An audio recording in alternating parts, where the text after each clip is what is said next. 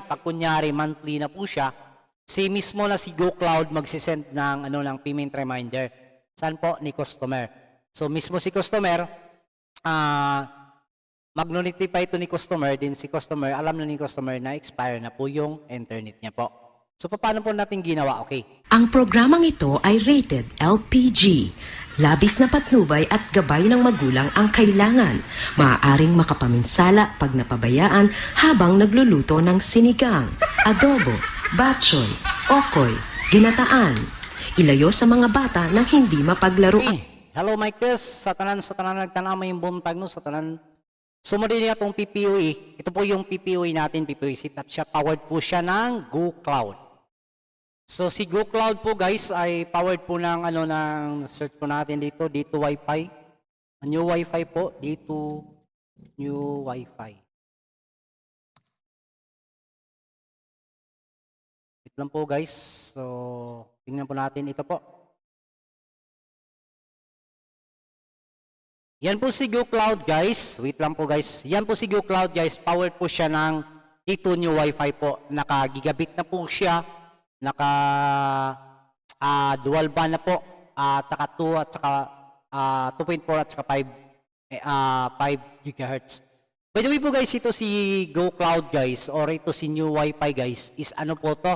Pangpalit lang kumbaga ni MikroTik. Ni MikroTik sa HexDR3. Mas madaling i-set up po to guys kay ni MikroTik HexDR3. Mas madali po itong i-set up. By the way, yung topic po natin ngayon is paano po ba natin mapapayment reminder. So payment reminder po tayo guys. Dito sa mga account po natin guys, halimbawa itong account na to, wait lang, halimbawa itong account na to guys, may expiration po siya guys, tingnan po natin. So yan po, dito po may expiration po siya, dyan po guys, may expiration po siya guys. Pag halimbawa is darating na po yung expiration niya guys, is ito po ang makalagay po sa kanyang PC or sa kanyang computer po guys. Naka-payment reminder na po tayo. Yan po. So yan po ang makalagay sa kanyang computer guys or cellphone. Kahit anong gadget guys na nakakonek sa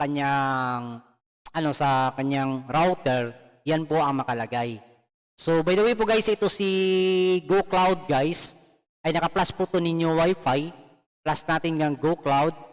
Then, sweet lang po. Yan po ang dashboard ni GoCloud guys. Makikita po din natin dito yung bandwidth limit, yung bandwidth user po natin. Yan po, makikita po natin almost for 5 days guys ay nakakonsume na ako ng 607 gig. So, yan po, mura lang po ito si GoCloud guys. Pero may mga, ito is naka-flash na to. Hanap lang po kayo ng new Wi-Fi. May mga almost mga 1,000 na ata lang yan. Doon po lagay ko po sa baba yung binilan ko po. Yan po ang mangyari pag kunyari monthly na po siya. Si mismo na si GoCloud magsisend ng payment reminder. Saan po? Ni customer.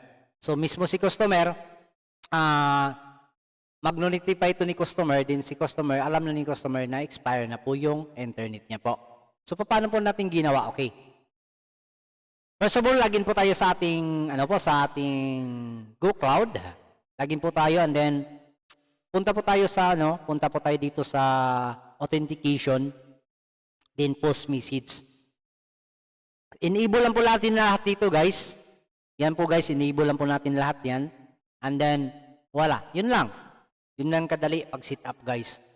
So, by the way, guys, comment below kung paano natin i-set up yung po natin, yung PPOE. Lahat po na mag-comment, re-replyan po natin.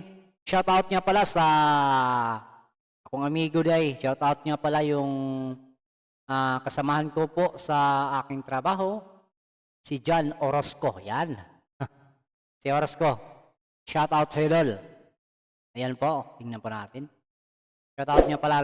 Maraming salamat po sa pagpunod. This is Oxy TV. Maraming salamat po.